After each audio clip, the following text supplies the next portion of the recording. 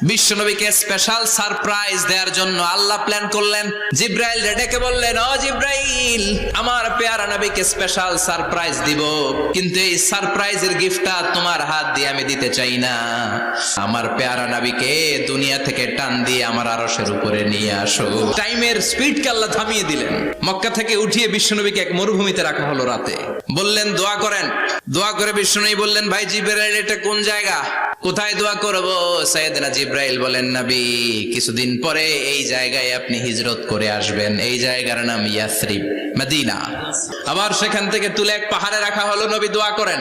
দোয়া করে নবী বললেন, এটা কোন পাহাড়? অন্ধকার, আমি তো কিছু চিনি না।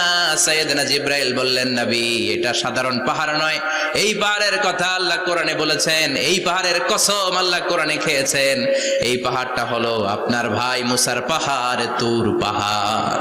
সাহিবুল মি'রাজ, যেই নবীর মি'রাজ